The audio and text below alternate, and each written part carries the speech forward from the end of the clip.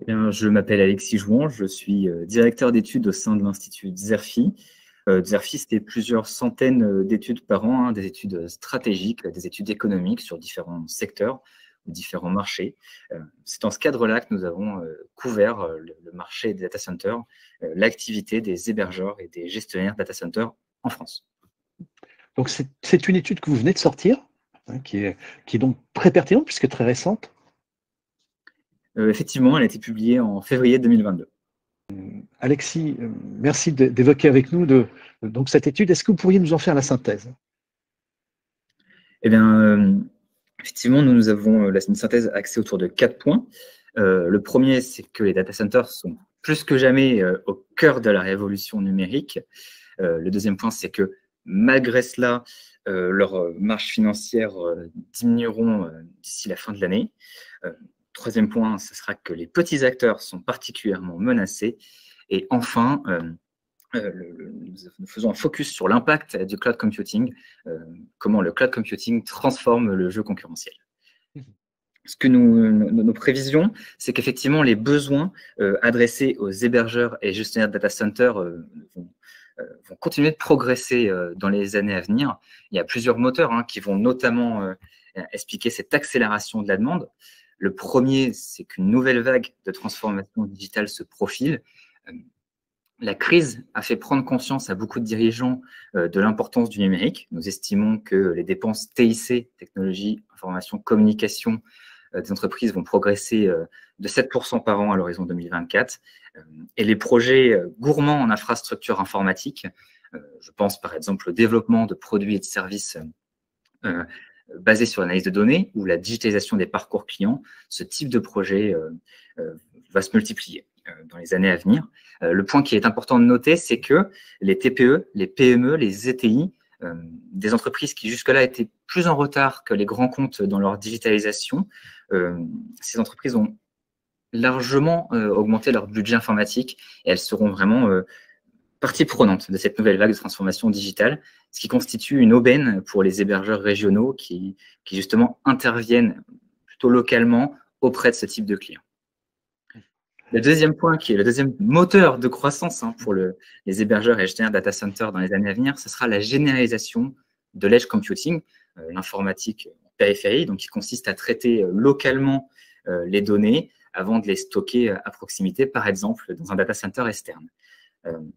La montée en puissance de la 5G va permettre d'offrir les débits décuplés, les temps de latence réduits nécessaires pour pouvoir exploiter pleinement les applications de l'edge computing. Je pense par exemple à la maintenance prédictive dans l'industrie, à l'utilisation de capteurs intelligents pour optimiser la consommation énergétique des bâtiments. Il s'agit donc, encore une fois, d'un relais de croissance pour les hébergeurs et gestionnaires de data centers qui se positionnent sur ce sujet avec des installations spécifiques de plus petite taille, situées en région. Je pense par exemple au data center ouvert en mars 2021 par Equinix à Bordeaux. Enfin, le troisième grand moteur de croissance que nous avons observé pour les hébergeurs et gestionnaires data centers dans un avenir proche restera l'envolée du trafic Internet mondial. Cette tendance n'est pas récente. On estime qu'il va avoir doublé entre 2019 et 2022, notamment en raison d'une forte hausse du nombre de volumes de données mobiles en circulation. Cette tendance va se poursuivre. Les contenus lourds, les vidéos, les jeux en ligne vont continuer de se multiplier. Le trafic Internet mondial va donc s'envoler. Ce sera d'autant plus intéressant pour les hébergeurs et gestionnaires de data centers que les acteurs comme Netflix ou Amazon démultiplient les contenus en s'appuyant sur des data centers en France pour pouvoir proposer une meilleure qualité de service à leurs clients. La conséquence directe de ces trois moteurs de croissance, c'est de vrais efforts des hébergeurs et gestionnaires de data centers pour augmenter leur capacité en France avec l'ouverture de nouveaux sites, en plus de l'augmentation des capacités des sites existants. Nous estimons que la France accueillera 210 data centers neutres à l'horizon 2024. Alors, c'est vrai que c'est une tendance forte qui est en termes de progression de l'offre, et que ce soit en volume et en puissance. Dans le même temps, votre étude fait ressortir aussi qu'il y a un certain nombre de pressions qui apparaissent aujourd'hui. Alors, on peut évoquer tout de suite la pression énergétique, le coût de l'énergie, hein, qui est très fort. Et d'ailleurs, votre étude est apparue suffisamment tard, entre guillemets, pour que vous preniez en compte cette dimension. La plupart des études qui nous sont parvenues jusqu'à présent ne l'avaient pas prise en compte.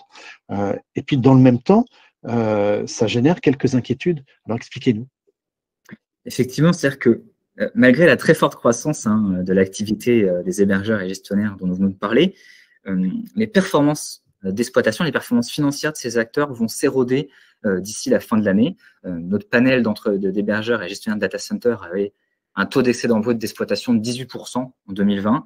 Nous prévoyons qu'il descendra à 13%, 13,5% en 2022. Malgré la très forte croissance de leurs revenus, ces acteurs ne parviendront pas à maîtriser tous leurs postes de charge. Et le principal problème que vous venez d'évoquer sera bien sûr l'alourdissement de la facture énergétique. Les data centers sont des installations énergivores. Il y a besoin de beaucoup d'électricité pour alimenter les installations, pour les refroidir. Or, les prix de l'électricité se sont envolés. Ils sont passés de 40 € le mégawatt-heure fin 2020 à plus de 200 en octobre 2021. En janvier, février, ils étaient aux alentours de 210, donc une vraie explosion des cours de l'électricité sur le marché spot qui pèse sur la facture énergétique des hébergeurs et gestionnaires data centers. Tous les efforts de ces acteurs, des efforts qui ne sont pas récents en matière de water cooling, de free cooling, les efforts pour réduire leur consommation énergétique, pour alléger leur facture énergétique, ces efforts seront loin de compenser l'envolée des prix de l'électricité. Mmh. Tout à fait. Et du coup, d'ailleurs, vous lancez un avertissement. C'est-à-dire que j'imagine qu'il y a une question d'équilibre et les petits data centers vont beaucoup plus souffrir que les gros, semble-t-il. Effectivement, le constat qui peut être fait, c'est que tous les hébergeurs et gestionnaires data centers ne sont pas dotés des mêmes armes pour affronter ce contexte, cette conjoncture inflationniste. Les petits acteurs apparaissent particulièrement menacés pour plusieurs raisons. Ils n'ont pas, de par leur taille, ils n'ont pas le pouvoir de négociation des grands acteurs, n'ont pas le pouvoir de négocier avec les fournisseurs d'électricité. Ils disposent aussi d'une fiscalité moins avantageuse et ils n'ont pas le pouvoir de pricing des leaders de la colocation. Eh bien, d'une part, comme je disais, ils n'ont pas le pouvoir de négociation des grands acteurs avec les fournisseurs d'électricité. Des leaders de la colocation comme Datafor, comme Equinix, comme Interxion, disposent de départements trading qui négocient avec les fournisseurs d'électricité des prix fixes en achetant leur consommation future par anticipation. Ce qui veut dire que ça leur permet d'attendre le meilleur moment pour négocier les meilleurs tarifs. Si je prends un exemple, Datafor a indiqué il y a quelques mois, donc le groupe Datafor a indiqué il y a quelques mois qu'il attendait la fin de l'hiver 2022 pour négocier ces prix de l'électricité pour 2023. La fin de l'hiver 2022, car c'est une période de l'année où les besoins en chauffage et donc la consommation d'électricité diminue, ce qui tire vers le bas les tarifs de l'électricité. C'est donc un moment assez opportun pour négocier. Or, les petits acteurs ne disposent pas des moyens de faire ça, contrairement aux leaders de la colocation. Comme je vous le disais, ils disposent également d'une fiscalité moins avantageuse. Les data centers d'une certaine taille peuvent, à partir du moment où ils dépassent 1 gigawattheure, une consommation d'1 gigawattheure, peuvent disposer d'un taux de fiscalité sur la CSPE, donc l'une des taxes relatives à l'électricité. Ils peuvent disposer d'un taux réduit, c'est quasiment divisé par 2, à partir du moment où ils dépassent ce seuil. Les petits acteurs ne dépassent souvent pas ce seuil, ils ont donc une fiscalité moins avantageuse. Enfin, troisième grand point qui pénalise ces petits hébergeurs et gestionnaires, c'est qu'ils n'ont pas le pouvoir de pricing des leaders de la colocation qu'ils subissent parfois. Si je prends un exemple, au début de l'année, Interxion a annoncé une revalorisation de ses prix en France de l'ordre de 14%, tout simplement parce que, comme on le disait, les cours de l'électricité se sont envolés. Hoster, qui est un hébergeur qui utilise les data centers d'Interxion, a dans la foulée communiqué sur une hausse de 7%, qui est donc beaucoup moins forte, ce qui pénalise aussi ces petits hébergeurs et gestionnaires au niveau des relations tarifaires, c'est qu'ils sont moins susceptibles d'avoir prévu dans leur contrat des clauses de revalorisation automatique. Certains acteurs, encore une fois, il me semble que c'est Interxion, dans beaucoup de contrats d'Interxion, dès que la hausse des prix de l'électricité l'année précédente a dépassé 5%, il y a une revalorisation automatique qui se fait. les petits acteurs, les petits hébergeurs et gestionnaires ont moins prévu ce type de clause. Bien. Et merci Alexis. Et pour terminer, dernier point qui ressort vraiment fortement de votre étude, c'est le rôle du cloud, finalement, qui s'avère être un vrai moteur aujourd'hui et en France en particulier. Effectivement, ce qui ressort, c'est que le cloud computing est un moteur et c'est également finalement un facteur qui alimente une profonde recomposition du jeu concurrentiel, un changement de paradigme en fait pour les hébergeurs et gestionnaires de data center. Ça se fait à deux niveaux. Ça se fait aussi au niveau de la colocation, mais également au niveau de l'hébergement. Au niveau de la colocation, ce qu'on voit, c'est une perte de puissance de la colocation de détail qui consiste, de manière un peu réductrice, à louer quelques salles à un acteur de la colocation. Or, ce segment d'activité perd de la puissance. Les leaders de la colocation se concentrent de plus en plus sur la clientèle très attractive des hyperscalers, donc les clients avec de très importants besoins informatiques, qu'ils ciblent avec des installations dédiées de très grande taille. Le bon exemple à ce niveau-là, ça va être Equinix, qui a sécurisé il y a quelques mois un financement de 7 milliards pour pouvoir construire 32 data centers hyperscale dans le monde, dont 4 en France. Les leaders de la colocation ciblent plus particulièrement deux types de clients avec ces mouvements.